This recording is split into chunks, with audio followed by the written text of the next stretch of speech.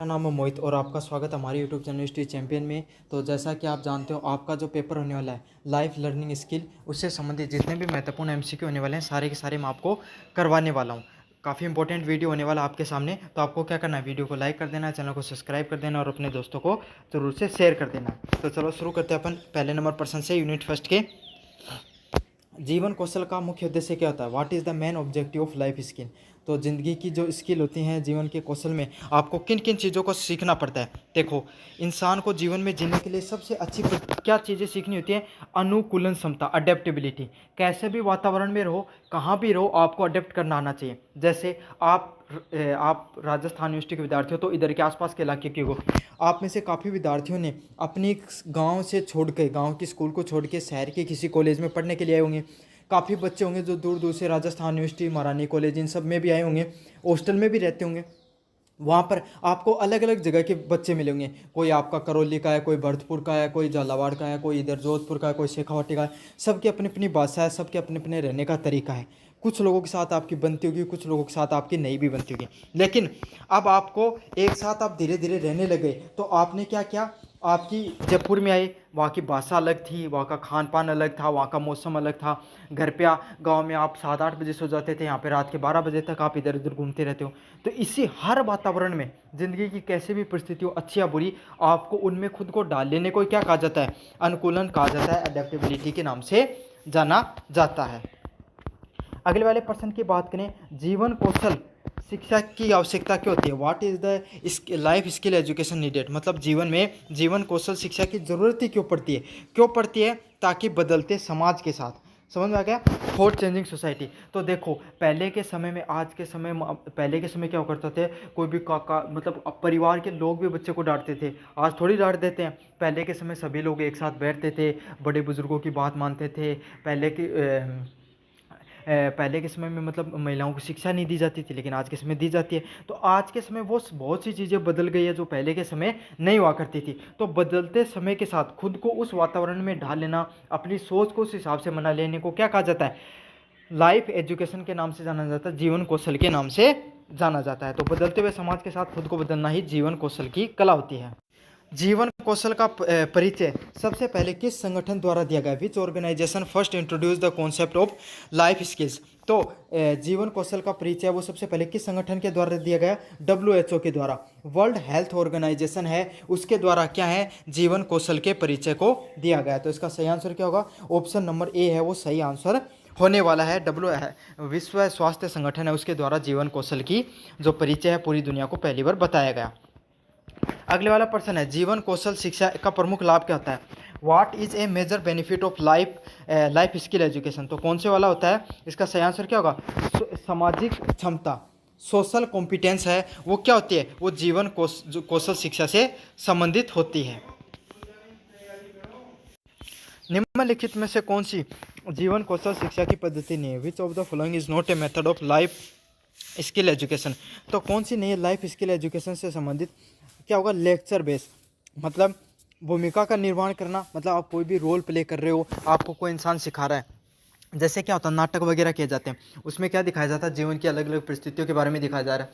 तो आप नाटक के माध्यम से रोल, भूमिका को अदा करके आप क्या सीख सकते हो? लाइफ लर्निंग सीख सकते हो। आपस में चार आदमी बैठ गए और आपस में डिस्कशन कर रहे हो, जैसे कोई ब्याह शादी होती है, चाय की थड़ी हो गई, या फिर कहीं भी कोई चबूतरा हो गया जहाँ पर चार लोग बैठ के अपने जीवन की घटनाओं के बारे में बताते हैं। बुजुर्ग लोग के, देखो हमारे समय में ऐसी मुश्किलें हुआ करती थी, है ना, या फिर कभी कभी अपनी घटनाओं के बारे में बताते हैं। तो आप सीखते हो कि जीवन में हमें किस प्रकार से रहना चाहिए, संस्कार सीखने चाहिए, मुश्किल परिस्थितियों में हमें किस प्रकार से जीवन का निर्वहन करना चाहिए। ये सब चीज़ें हम सीखते हैं। अगले क्या? अनुभव करके। जीवन में बहुत सी चीज़ें ना हम कोई लेक्चर से सीख सकते हैं, ना किताबों से सीख सकते हैं, ना सीख सकते हैं हम कोई रोल प्ले करके। हम सीख सकते हैं सिर्फ अनुभव से जीवन में। समझ में आपको चाहिए कितना ही आपका दोस्त बता दे कि आपको जयपुर में जाकर ये करना है, ये नहीं करना, ऐसा आपका जीवन होगा, लेकिन आपको पता तो जब चला ना, जब यहाँ पर आप आकर रहने लगे। समझ में आ गया? तो यही है, आप अनुभव से भी बहुत सी चीज़ें सीखते हो। लेकिन इनमें से कौन सा मेथड नहीं? व्याख्यान से। तो कोई आपको कितना ही ज्ञान दे ले, ज्ञान से नहीं सीखता इंसान, परिस्थितियों के हिसाब से ही चीज़ों को सीखता है।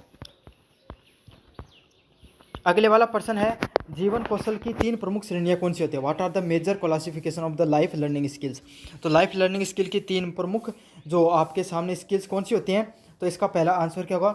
जर्निक, मतलब सामान्य परिस्थितियां, जैसे कि रोज की आपकी परिस्थितियां। मैं उदाहरण देके बताऊं, आप आटे की चक्की पे गए आटा पिसाने के लिए, है ना। अब गए आप वहाँ पर, लेकिन क्या हुआ, एक दिन के लिए आपका जो आटा है, जो आटा चक्की है वो ख़राब हो गई। तो आपको क्या हुआ, अब घर में ज़रूरत थी लेकिन मिला नहीं, तो आपने क्या किया, पड़ोसी से ले लिया और फिर आपका पीस कराया तो आपको वापस दे दिया। बहुत सिंपल सा एग्जाम्पल है। फिर क्या है, विशेष परिस्थितियाँ, जैसे क्या होगा, आपके घर में आपके दादाजी बीमार हो गए, अब उनकी आयु हो गई तो वो बीमार हो गए, तो ये कैसी परिस्थिति है? अब आपको क्या करना था, आपके कॉलेज की परीक्षा है और आपके दादाजी भी बीमार हो गए, तो अब आपको दोनों चीज़ों में एडजस्ट करना पड़ रहा है। समझ में आ गया? उनकी भी देखभाल करनी पड़ रही है, आपको पढ़ाई भी करनी पड़ रही है। तो इसको क्या कहा जाता है, आपको जीवन कौशल की एक स्पेसिफिक, एक विशेष परिस्थिति के बारे में ये घटना है। अगले वाला क्या, एरिया स्पेसिफिक घटना। एरिया स्पेसिफिक क्या होती है? कोई भी एक घटना से संबंधित, जैसे कि आपका क्षेत्र है, इस समय झालावाड़ में पिछले कुछ दिनों में काफ़ी बारिश हुई। इससे क्या बाढ़ की परिस्थितियां देखने को मिली। अब वहाँ के बच्चे हैं, अब बेचारे वहाँ के बच्चे ऐसे हर परेशान हो रखे हैं कि भाई उनके खेतों में पानी भर गया है, उनके घरों में भी पानी देखने को मिल रहा है, निचले इलाके में रहते हैं, पानी भर गया है। अब वो पढ़ाई कैसे कर सकते हैं, उनके एग्जाम आ रखे हैं। तो ये किस प्रकार की परिस्थितियाँ होती हैं? इनको बोला जाता है एरिया स्पेसिफिक प्रॉब्लम्स के नाम से जाना जाता है। तो ऐसी अलग अलग प्रकार की जो परिस्थितियाँ होती हैं उसी को लाइफ लर्निंग स्किल्स के नाम से हम जानते हैं, जो 3 प्रकार की होती हैं, सामान्य, विशेष और क्षेत्रीय। 7 नंबर प्रश्न की बात करूं, जेनरिक स्किल्स का क्या अर्थ होता है? What does the generic skills means? तो जेनरिक स्किल्स का क्या मतलब होता है? इसका सही आंसर क्या होगा? जर्नल लाइफ स्किल, मतलब सामान्य जीवन से संबंधित जो कौशल होते हैं उसको क्या कहा जाता है? उसको आपको जर्नल सामान्य जीवन कौशल के नाम से जाना जाता है उनको। मतलब आपको किस प्रकार से समाज में रहना चाहिए, किस प्रकार के लोगों के साथ व्यवहार करना चाहिए, कैसे आपको अपने माता पिता का ध्यान रखना चाहिए, कैसे समाज के कार्यक्रम होते हैं उनमें आपको भाग लेना चाहिए, ये सारे की सारी चीज़ें क्या होती हैं? आपके सामने सामान्य जीवन के कौशल होते हैं। जो हमारे संस्कार होते हैं ना, उन्हीं को अपन सामान्य जीवन के कौशल बोले जाते हैं। साथ के साथ जीवन में मुश्किल परिस्थितियों में आपको खुद को कैसे ढांढस बंधाना होता है, ये सब चीज़ों को सामान्य जीवन कौशल के नाम से अपन जानते हैं। किस रिपोर्ट में जीवन कौशल शिक्षा पर विशेष जोर दिया जाता है? Which report emphasise the life skill education? तो किस पे जोर दिया जाता है? Delors report. तो किस रिपोर्ट में जीवन कौशल पे जोर दिया जाता है? तो कौन सी हो गई? डेलोर्स जो रिपोर्ट होती है वो आपको एक विशेष प्रकार की रिपोर्ट है, टेक्निकल प्रश्न है, याद कर लेना। अगर प्रश्न देखने को मिले डेलोर्स रिपोर्ट मान देना, और याद नहीं होता ऐसे याद कर लेना कि डेली डेली कोई काम कराना वही तो जीवन कौशल हुआ है, डेली डेली। तो यह डेली डेली की चीज़ क्या हम डेलोर्स रिपोर्ट में आई है। अगले वाला है प्रॉब्लम स्पेसिफिक स्किल, मतलब कोई समस्या आ गई और उससे संबंधित क्या होगा, कौन सा एग्जाम्पल है? तो कौन सा एग्जाम्पल है पहले तो थानियों बता दूं, तनाव प्रबंधन करना। अब जहाँ थे, मानो थे 4 दोस्त हो और 4 दोस्त चारों का चारों गया घूमने गाड़ी लेके। अब क्या हो, पूछा और आधे बीच में क्या होगो, टायर पंचर होगो थारी गाड़ी को। समझ में आ गई? अब 1-2 जनों होगो, अब गाड़ी में थाने पता भाई किन टायर सही करना है, और दूर दूर तक कोई टायर पंचर की भी दुकान को नहीं, तो थे बहुत समस्या मांगा, है ना। 1-2 थारो दोस्त यहाँ टेंशन मारे है कि मैं तो घर बता के को नहीं, और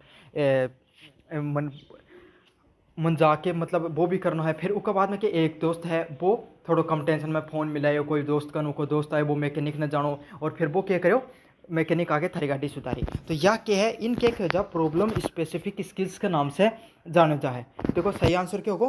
तनाव प्रबंधन कौशल, मतलब आपके अंदर जीवन में जितना आप तनाव को प्रबंधन कर सकते हो, जितना तनाव को आप सहन कर सकते हो, उतना ही जीवन में आप बेहतर कर सकते हो। चाहे कोई परीक्षा हो गई, चाहे जीवन की कितनी भी मुश्किल सिचुएशन हो गई, तो इसको क्या कहा जाता है? प्रॉब्लम सॉल्विंग स्पेसिफिक स्किल के नाम से जाना जाता है। अगले वाला, निम्नलिखित में से कौन सा जीवन कौशल में शिक्षा का योगदान नहीं है? तो कौन से में नहीं रहता आपका शिक्षा का योगदान? इसका सही आंसर क्या होगा? FAO है, उसका शिक्षा से संबंधित कोई योगदान नहीं है। अगले वाला, एरिया स्पेसिफिक स्किल्स का सही उदाहरण क्या है? What is the correct example of area specific skill? तो एरिया स्पेसिफिक स्किल का सही आंसर क्या होगा आपके सामने? इसका सही आंसर क्या होगा? मत्स्य पालन है कौशल, मत्स्य प्रबंधन कौशल। अब एक बात सोचो, आप मत्स्य क्या हो, मछली पालन को जैसलमेर को आदमी मछली पालन के बारे में सोच के कहीं सोचो को भाई पानी उनका पीने के लिए कोई मछली कठी होंगी उनका, है ना। अब मछली पालन कठे उसका जहाँ झालावाड़ साइड में जैसे बहुत बारिश हो उसका, बठिया राजस्थान में, या फिर कोई कोस्टल एरिया को समुद्री तट को एरिया को उठे के उसका मछली पालन उसका है। तो ये जो आपका सामने ये क्या को स्किल है या आपकी क्षेत्र विशेष स्किल है, समझ में आ गई। क्षेत्र क्षेत्र पर निर्भर करे, जटे पानी होगा, आप लद्दाख को आदमी है वो कठिन मछली पालन कर रहे हो, ऐसा ना। तो यही सब चीज़ें होती हैं, इसको क्या बोला जाता है, जहाँ पे क्षेत्र पे जो चीज़ें निर्भर करें, जो उसके हिसाब से अपन चीज़ों को सीखें, उसको क्या कहा जाता है आपके सामने, एरिया स्पेसिफिक स्किल्स के नाम से उनको जाना जाता है। जीवन कौशल की शिक्षा को बढ़ावा देने में किसकी भूमिका सबसे ज़्यादा आती है, तो इसका सही आंसर क्या होगा, WHO। तो WHO क्या करता है, आपको जीवन कौशल की शिक्षाओं को बढ़ावा देने का कार्य करता है। तो इसका सही आंसर क्या, ऑप्शन नंबर बी है वो सही का आंसर होने वाला है। जीवन कौशल शिक्षा का अंतिम उद्देश्य क्या होता है, what is the ultimate goal of life learning skill. तो लाइफ लर्निंग स्किल्स का अल्टीमेट गोल क्या होता है, होलिस्टिक पर्सनैलिटी डेवलपमेंट, मतलब कोई भी व्यक्ति है उसका संपूर्ण रूप से डेवलपमेंट देखने को मिले, सारा का सारा डेवलपमेंट हो, जीवन के बारे में हर चीज़ों के बारे में वो सीखे, उसको क्या कहा जाता है, उसको होलिस्टिक पर्सनैलिटी डेवलपमेंट के नाम से जाना जाता है, संपूर्ण व्यक्तित्व विकास के नाम से जाना जाता है। तो इसका सही आंसर क्या, ऑप्शन नंबर बी है वो सही आंसर होने वाला है। ये मैंने यूनिट फर्स्ट तो आपको रिवाइज करा दिया, अब यूनिट सेकंड देखेंगे। स्व जागरूकता, सेल्फ अवेयरनेस का मुख्य उद्देश्य क्या होता है। तो सेल्फ अवेयरनेस का मुख्य उद्देश्य क्या है, नाम क्या है, सेल्फ प्लस अवेयरनेस। सेल्फ मतलब स्व, अवेयरनेस मतलब जागरूकता, खुद के बारे में जागरूकता की यहाँ पे कहीं ना कहीं बात होगी। तो इसका सही आंसर क्या होगा, स्वयं को समझना ही सेल्फ अवेयरनेस के नाम से जाना जाता है। आप खुद के बारे में जानते हो, भाई मेरे अंदर क्या स्किल है। जैसे कोई आदमी है, कोई बच्चा है, उसके अंदर क्या पेंटिंग करने की बहुत अच्छी स्किल है, कोई क्रिकेट बहुत अच्छा खेलता है, कोई वॉलीबॉल बहुत अच्छा खेलता है, कोई अच्छा पढ़ाई में बहुत अच्छा है, कोई इंसान बहुत मार्केटिंग में बहुत अच्छा है। तो ये आपके अंदर कौन सी स्किल है, कौन सा अनुभव, आप बहुत किस क्षेत्र में बेहतर कर सकते हो, उसको किस नाम से जाना जाता है, सेल्फ अवेयरनेस, स्व जागरूकता के नाम से जाना जाता है। सहानुभूति, इम्पैथी का सही अर्थ क्या, what is the correct meaning of empathy. दूसरों की भावनाओं को सही से महसूस करना आपको इम्पैथी के नाम से जाना जाता है। जैसे डॉक्टर हो गया, अच्छा सा एग्जांपल दूं, डॉक्टर हो गया, फिर एनजीओ वगैरह में काम नहीं करते हैं, जो वो क्या होते हैं, वो लोग थोड़े सेंसिटिव टाइप के होते हैं, जो दूसरे की भावनाओं को अच्छे से समझकर क्या करते हैं, उनको सोल्व करने का काम कार्य करते हैं। तो उसी को क्या कहा जाता है, सहानुभूति के नाम से जाना जाता है।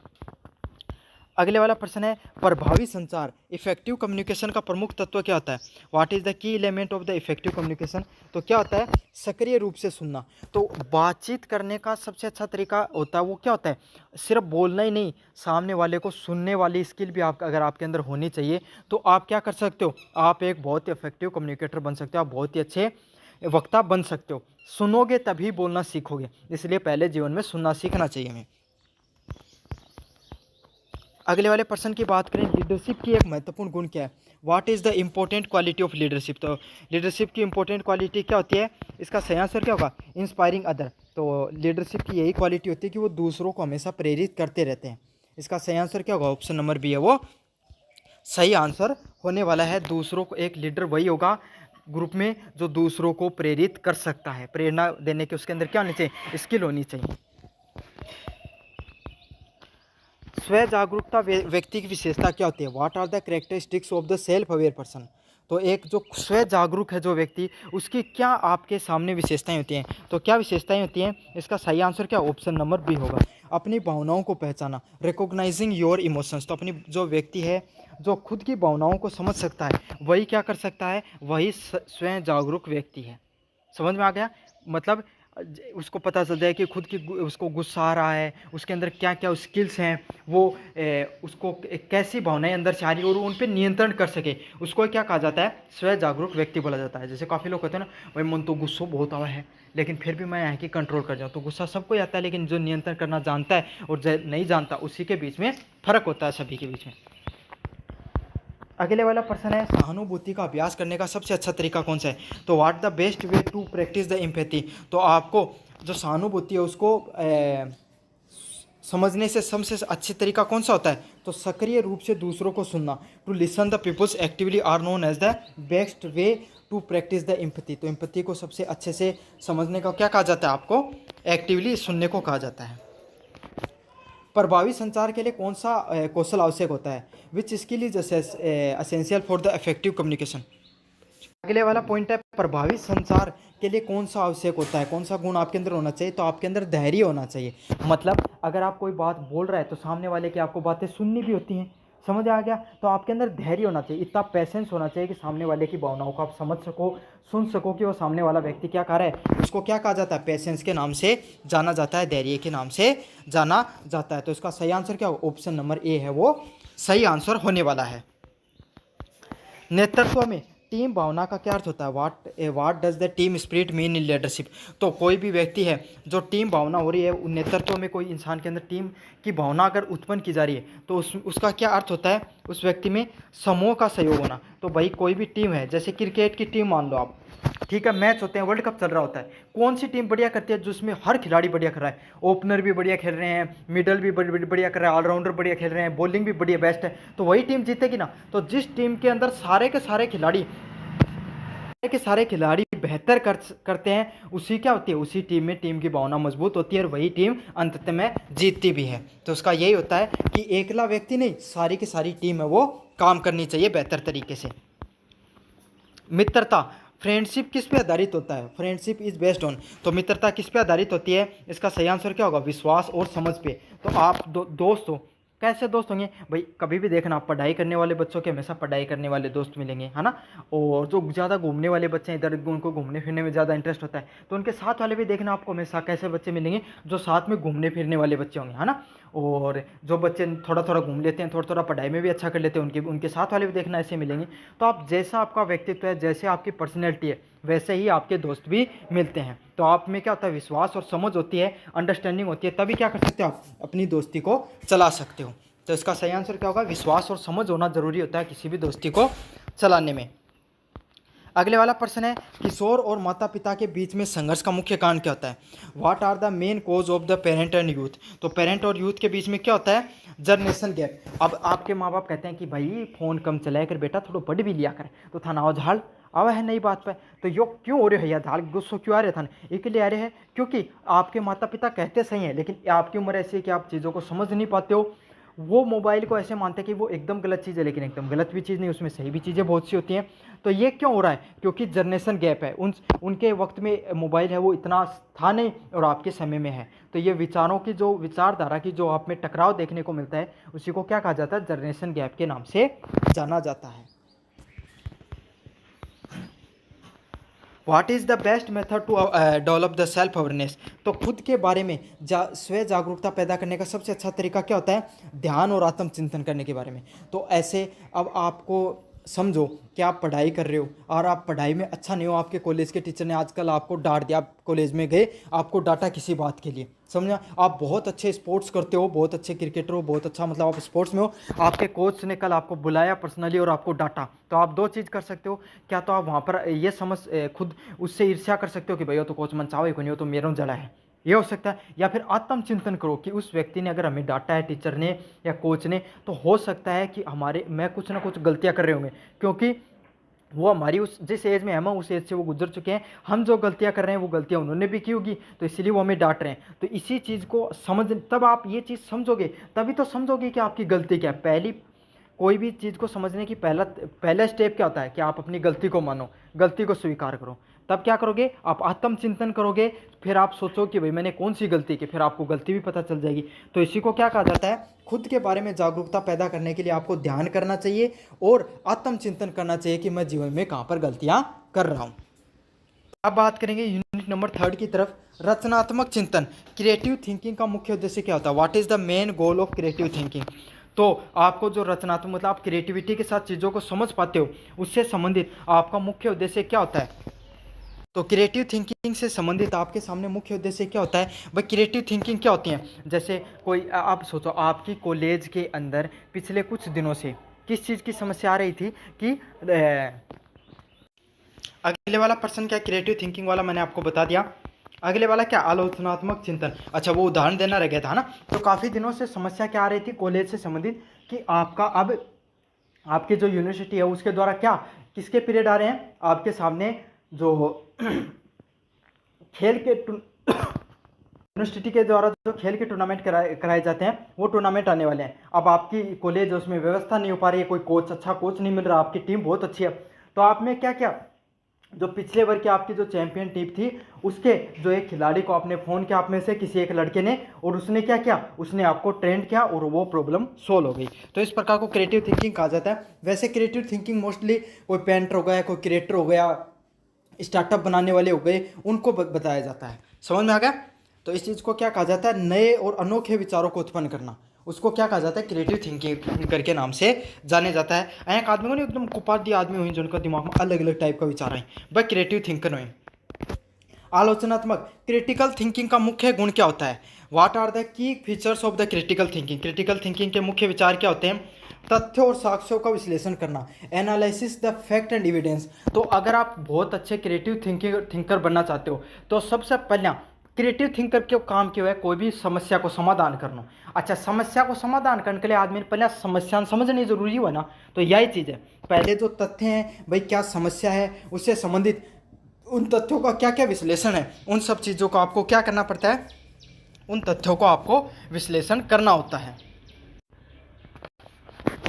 निर्णय लेने की प्रक्रिया में सबसे पहला गुण क्या होता है? तो निर्णय लेते हो उसमें सबसे पहले गुण क्या होता है, आप कोई भी समस्या को पहचान करते हो। समझ में आ गया? तो इसका सही आंसर क्या, ऑप्शन नंबर बी है वो सही आंसर होगा। कोई भी समस्या को पहचाना निर्णय लेने की प्रक्रिया का पहले कदमों में से होगा। 4 नंबर प्रश्न की बात करें, समस्या समाधान, प्रॉब्लम सॉल्विंग का सही अर्थ क्या होता है? What are the correct meaning of problem solving? तो प्रॉब्लम सॉल्विंग का करेक्ट मीनिंग क्या होता है? समस्याओं का प्रभावी समाधान खोजना। Finding the effective solution to the problem, मतलब प्रॉब्लम होती है, जो समस्याएं होता है उनका प्रभावी समाधान आपको खोजने से संबंधित होता है। कोई भी समस्या है आपके सामने, उसका आपने क्या क्या समाधान खोजा, तो उसी को क्या कहा जाता है, समस्या समाधान खोजने से संबंधित शब्द होता है। समझने और याद करने का में सबसे महत्वपूर्ण क्या होता है? What are the most important in comprehensive and the memorising? तो आप कोई भी चीज़ों को समझ रहे हो और उनको याद कर रहे हो, तो इससे संबंधित क्या होता है, आपसे गहरी समझ पैदा होती है। समझ रहे? जैसे मैं आपको पढ़ा रहा हूँ, मैं उदाहरण भी दे रहा हूँ साथ के साथ, तो इससे क्या रहा, ये आप उदाहरण भी सारे आपके कॉलेज के, सारे आपके आसपास के हैं, तो इसके आपका हर चीज़ क्या हो रही है, आप याद भी कर रहे हो प्रश्नों को और समझ भी पैदा हो रही है। अच्छा, ऐसे भी हो सकता है, ऐसे भी होता है, अरे ये तो हमारे साथ ही होता है। तो इसको क्या कहा जाता है, इसको ही कहा जाता है कंप्रीहेंसिंग एंड मेमोराइजिंग। मतलब समझ भी रहे हो और चीज़ों को याद भी कर रहे हो, दोनों चीज़ें साथ हो रही हैं, इसको क्या कहा जाता है, एकदम इससे गहरी समझ पैदा होती है चीज़ों को लेकर। अगला प्रश्न है, रचनात्मक चिंतन का कौन सा उदाहरण होता है? What is an example of creative thinking? तो रचनात्मक का क्या उदाहरण होता है? इसका सही आंसर क्या होगा, मेक ए न्यू इन्वेंशन, मतलब एक नए प्रकार का आविष्कार करना किससे होता है, आपके रचनात्मक चिंतन से संबंधित होता है। मतलब आप कोई भी एक नया आविष्कार कर रहे हो, उसको किस नाम से जाना जाता है, एक रचनात्मक चिंतन के नाम से जाना जाता है। आलोचनात्मक चिंतन का what are the essential for the critical thinking? मतलब क्रिटिकल आलोचनात्मक चिंतन का एक मुख्य भाग कौन सा होता है? तो इसका सही आंसर क्या होगा, ऑप्शन नंबर बी, मतलब एविडेंस बेस्ड रीजनिंग आनी चाहिए आपको। साक्ष्य से संबंधित आपके सामने क्या होना चाहिए, साक्ष्य आधारित तर्क आपको देने आने चाहिए। निर्णय लेने का सबसे महत्वपूर्ण कारक क्या होता है? What is the most important factor in the decision making? मतलब आप निर्णय लेने के लिए सबसे महत्वपूर्ण कारक आपको क्या चीज़ों का पता होना चाहिए? इसका सही आंसर क्या होगा, ऑप्शन नंबर बी है वो सही आंसर होने वाला है। सूचना और तथ्यों को आप बहुत अच्छे से समझोगे तभी क्या करोगे, आप कोई भी निर्णय ले पाओगे। समस्या समाधान में अंतिम कदम क्या होता है? What are the final step in the problem solving? तो जो प्रॉब्लम सॉल्व करने का जो फाइनल स्टेप क्या होता है, इसका सही आंसर क्या होगा, परिणाम का मूल्यांकन करना, इवेल्युएटिंग द आउटकम। जो भी परिणाम आता है उसको आप मूल्यांकन कर सकते हो। मतलब कोई भी समस्या हो गई भाई, कोई भी समस्या आप सुलझाना चाहते हो, जैसे कि आपके घर में है, लगातार क्या समस्या आ रही है। हाँ, एक अच्छा सा उदाहरण मेरे दिमाग में है, घर से नहीं गांव से याद दिलाता हूँ। आपका गांव कोई नदी के किनारे है, समझ में आ गया और हर साल क्या होता है, उस नदी में बाढ़ आ जाती है। अब आप में से आप उधर के साइड के विद्यार्थी हो, झालावाड़, करौली, धौलपुर, जहाँ पे ज़्यादा बारिश हो सकती है वहाँ पे समझ सकते हो। इधर के जयपुर की साइड वाले तो इतना ज़्यादा इसको रिलेट नहीं कर पाएंगे, लेकिन कर लो। समझ लो कि एक नदी है, उसमें बार बार आपका गाँव नदी किनारे बार बार उसमें बाढ़ आ जाती है, छोटी सी नदी है।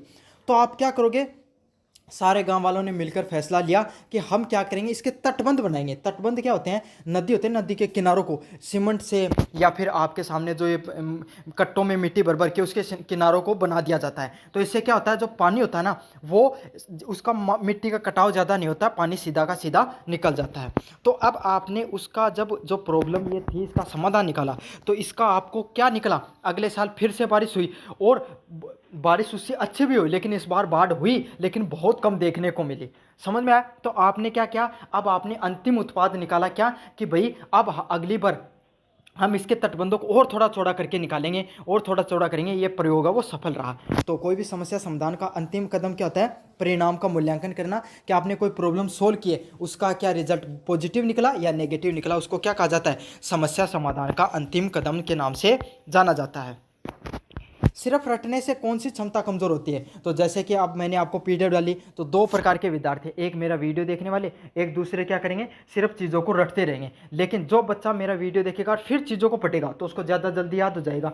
समझना, रटना ही नहीं पड़ेगा। तो जो व्यक्ति ज़्यादा रटते रहते हैं तो उनका किस चीज़ की कमी हो जाती है, समझने की क्षमता की कमी हो जाती है। तो मैंने कितने उदाहरण दे के समझाए आपको कि अंतिम उत्पादन क्या होता है, समस्या तनाव का कैसे मैनेजमेंट करना चाहिए, लाइफ लर्निंग क्या होती है। वो उदाहरण आप शायद नहीं समझ पाओगे इन सब चीज़ों से। समझ में आ गया? पीडीएफ को पढ़ के 1% याद कर सकते हो, पेपर में अच्छे अंक भी प्राप्त कर लो क्या पता, लेकिन इतनी चीज़ें आप नहीं समझ सकते हो। अगला क्या हो, रचनात्मक चिंतन किस प्रकार के विचारों को प्रोत्साहित करता है। What type of the thinking does the creative thinker increase. तो एक क्रिएटिव थिंकर होता है वो किस चीज़ की थिंकिंग को इनक्रेज करता है, नवीन और लचीले विचार। तो उसके दिमाग में कैसे आएंगे, एक क्रिएटिविटी होती नवीन विचारों के, नई नई चीज़ों को सीखना, नई नई चीज़ों को बनाना, तो उसके दिमाग में नवीन और लचीले विचार देखने को मिलते हैं। आपके सामने जो यूनिट नंबर 4 है इसको अपन पढ़ेंगे। इसमें क्या है, तनाव, स्ट्रेस से निपटने की पहली सीढ़ी क्या होती है। तो भैया आपको क्या हुआ, आपके पास एग्जाम चल रहे हैं, आपने पढ़ाई नहीं की, लास्ट समय आपको टेंशन हो रही है, लाइफ लर्निंग का पेपर कैसे क्लियर होगा, कैसे क्लियर होगा, तनाव हो रहा है। तो आपको क्या कर सकते हो, इस चीज़ को आप कंट्रोल करने के लिए क्या कर सकते हो, इसका कारण पहचान सकते हो। मतलब कारण की पहचान करना। अब आपको क्या कारण पहचाना कि लाइफ लर्निंग का है, कोई क्लास मिल नहीं रही है, पीडीएफ भी नहीं है, मेरे पास सीरीज़ नहीं है, तो आपने क्या कारण को पहचाना। सॉल्यूशन क्या मिला, यूनिवर्सिटी चैंपियन पे गए, टेलीग्राम से पीडीएफ उठाई, क्लास देखी वहाँ से और फिर से याद कर लिया, पास हो गए, तनाव दूर हो गया। यही है। तो इसी को क्या कर रहे हैं, फर्स्ट स्टेप, कोई भी स्टेप तनाव को, कोई भी चीज़ हो गई उसका पहला कदम क्या होता है, उस चीज़ को समझना। समझ में आ गया? तो कोई भी चीज़ के कारण का समझना ही पहला कदम होता है। कौन सा तरीका तनाव घटाने में सबसे अधिक सहायक होता है, which method is the most important helpful in the reducing stress. तो कौन सा होता है आपके सामने, सही आंसर क्या होगा, एक्सरसाइज। तो एक्सरसाइज करते हो ना, जब आप रनिंग वगैरह करते हो, जिम वगैरह में जाते हो, तो काफ़ी लोगों को सुना हमारे अंदर पॉजिटिव फीलिंग वगैरह आती है। क्यों आती है, क्योंकि आपके शरीर के अंदर पॉजिटिव हार्मोन है वो रिलीज होते हैं, और इससे क्या होता है, ब्लड सर्कुलेशन बढ़ जाता है, तो आपका जो ब्लड सप्लाई है वो दिमाग में भी बढ़ती है। तो इससे क्या होता है, आपका दिमाग है वो रिलैक्स हो जाता है एकदम। भावनाओं को दबाने को क्या कहा जाता है, what may happen if emotions are suppressed. तो क्या हो सकता है, अब एक बात सोचो, थारा घर का था बार बार है कि बेटा पढ़ लिया करो, थे पढ़ो को नहीं था ना, वो झाड़, अब घर का झाड़ निकाल कौन सको, तो बात झाड़ की पे निकलेगी, बाकी तो थारा कोई जानवर होगा ऊपर निकलेगी, या फिर कोई दोस्ता कन जाओगा ऊपर निकलेगी, या थे क्या होगा, थोड़ा तनाव में जाओगा, टेंशन में जाओगा, कोई मतलब कोई कुछ ना कुछ ऐसी घटना हो जाओगी। तो इससे क्यों है, कोई अपनी भावना दबा रहे हो थे, तारा गुस्सा दबा रहे हो जने, तो क्यों थे कोई मतलब टेंशन में आया हो, या फिर थारे अंदर कोई गलत भावना आई है। तो ये क्यों आई है, तनाव व चिंता पैदा होती है जब आप अपनी भावनाओं को बार बार दबाते रहते हो। तब गुस्से से निपटने का सर्वोत्तम तरीका क्या होता है, what is the best way to cope with anger. तो गुस्से से कंट्रोल करने का तरीका क्या होता है, गहरी सांस लेना। मतलब आप एक बार लंबी सांस लो, होल्ड रखो उसको कुछ तरीके से, और फिर रिलीज़ कर दो। अच्छा, मैं आपको एक अच्छा तरीका बताता हूँ, आपको जीवन में बहुत काम आएगा। अगर आपके जीवन में कभी भी स्ट्रेस आई बहुत ज़्यादा, तो आपको क्या करना है, सबसे पहले आपको अपनी एक नोस्ट्रिल होती है, नोस्ट्रिल मतलब एक साइड की नाक, उसको बंद कर लेना है। फिर आपको दूसरे नाक की सांस उसको खुला छोड़ना है, वहाँ से सांस लेनी है, जितनी ले सकते हो उतनी ले लो। फिर आप उसको क्या करो, 16 सेकंड के लिए होल्ड रखो, फिर दूसरे नाक से उसको छोड़ दो। 8 सेकंड में लेनी होती है, 16 सेकंड होल्ड करना होता है, और 8 सेकंड में आपको रिलीज़ करनी होती है। तो ये कॉन्सेप्ट होता है। इस कॉन्सेप्ट को आप क्या करो, लगभग 2-3 मिनट कर लो, आपका स्ट्रेस है बहुत ज़्यादा रिलीफ हो जाएगा। और एग्जाम में भी कर सकते हो, काफ़ी बच्चों को एग्जाम वगैरह में बहुत ज़्यादा टेंशन होती है ना, तो आप थोड़ा मतलब ऐसे नहीं बार बार लेनी है, सांस लो, लंबी सांस, थोड़ा होल्ड रखो, मतलब 5-10 सेकंड जितना भी रख सकते हो, फिर उसको रिलीज करो, फिर सेम प्रोसेस को 5-10 बार अपना लो, आपका स्ट्रेस है वो रिलीज हो जाएगा इस चीज़ से। समझ में आ गया? तो डीप ब्रेथ, गहरी सांस लेकर आप गुस्से को भी कंट्रोल कर सकते हो और एंजाइटी को भी कंट्रोल कर सकते हो।